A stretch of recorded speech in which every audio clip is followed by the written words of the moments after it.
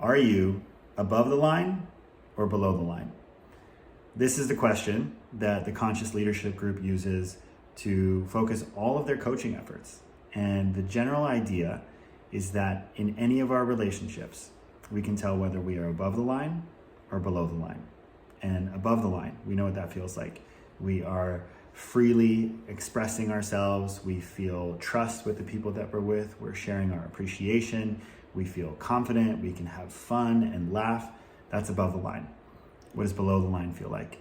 Below the line feels like tension. It feels like we're walking on eggshells. It feels like we can't be understood. It feels like we need to withhold our truth and what we're actually thinking. That's below the line. And the really important distinction here is that when we're able to identify that we're below the line, we can also identify what oftentimes comes after it, which is complaining.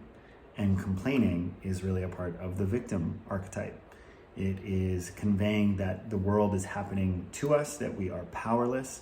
And so one of the really powerful things that we can do is to acknowledge that if we're below the line, we're oftentimes complaining. And if we're simply complaining about people in our personal or professional lives, we are unconsciously complicit in maintaining that behavior in them. I'll say it one more time because it's incredibly powerful. Anytime we are complaining about someone and not talking about it with them, we are unconsciously complicit in that behavior sustaining itself. So once we can identify that we're complaining, we can start to move towards being above the line by switching from complaining to curiosity. And curiosity could just express itself in 3 simple questions. That would be, what am I feeling right now? What did I need from this person? And what do I want moving forward? And what happens is that most people, when they ask those 3 questions, they don't have an immediate answer. And that's why we stay in complaining territory, because we don't know the answer to the curiosity that emerges, especially when we're in tense relationships. So there you go. Are you above the line or are you below the line?